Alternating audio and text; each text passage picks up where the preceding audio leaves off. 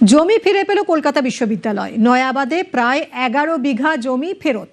কলকাতা পুরসভার 109 নম্বর ওয়ার্ডে জমি পায় সিইউ। 2007 সালে সরকার জমি দেয় বিশ্ববিদ্যালয়কে। বহুদিন আগে জমির দখল নেন এক ডেভেলপার। চাষিদের সম্মতিতে জমি বিক্রিও করা হয়। ডেভেলপারের সাথে কর্তৃপক্ষ কোনো যোগাযোগ করেনি। জমির মালিকানা নিয়ে মামলা হয় আদালতে। জমি শিক্ষার কাজে লাগালে আপত্তি নেই স্থানীয়দের। 15 পরিবারকে পুনর্বাসনের দাবি।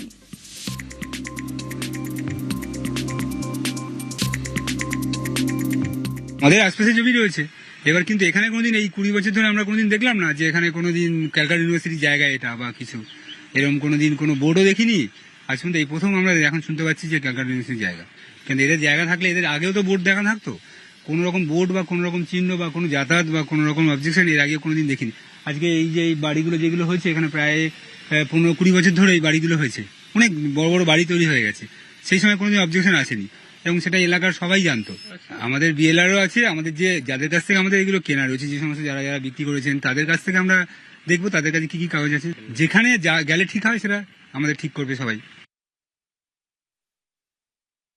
ওই 60 সালের দিকে জমিটা বিক্রি করে রাজারহাট ফিশারি প্রাইভেট লিমিটেড। এনার মেইন যে সভাপতি তিনি হলেন গোপাল খা।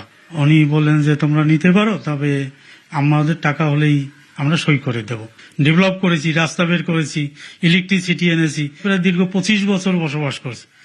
কিন্তু আজ পর্যন্ত কোনো কেউ নোটিশও করেনি আমাদের, আর কেউ কোনো বাধাও দেয়নি। হ্যাঁ, কিছু বিক্রি করেছি, কিছু আর ওই যে কাগজপত্র হয় না এই কারণে বিক্রি হয়নি। ডকুমেন্টস ওই চাষির থেকে একটা 10 টাকা স্ট্যাম্প পেপারে এনওসি টাইপের হয়, ওই পজিশন হ্যান্ড ওভার করা যাকে বলে। না, আমরা বিএলআর অনেকবার ভিজিট করে এসে আমাদের ওই নাম 2-1 আর উঠেছে ওখানে, সেটা আছে রেকর্ড আমাদের কাছে আছে। এই জমি হচ্ছে রাজারহাট ফিশারি কোঅপারেটিভের জমি কখনো ভেস্ট করতে পারে না। অনৈতিকভাবে ভেস্ট করে তারা ক্যালকাটা ইউনিভার্সিটিকে জমিটাকে বলছে আমরা দান করেছি। কি শর্তের উপরে দান করেছে তার কোনো ডকুমেন্টস নেই। 33 বছরে যদি কেউ লিজ নিয়ে থাকে, আজকের 20 বছর হয়ে গেছে, 20 বছরে এদের সঙ্গে কোনো যোগাযোগ নেই জমির।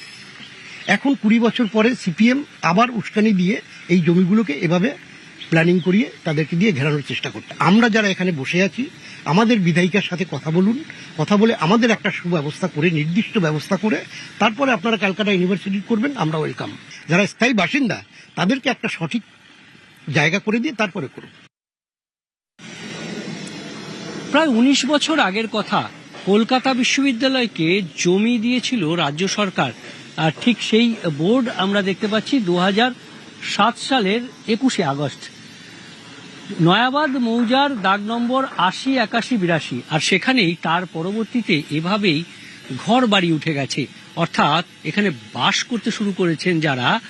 এই বাড়িটি যেমন এক এক্স সার্ভিসম্যানের, তিনি দাবি করছেন যে তার ভোটার কার্ডও এই ঠিকানার, তাদের কাগজপত্র রয়েছে, তারা জমি কিনেছেন।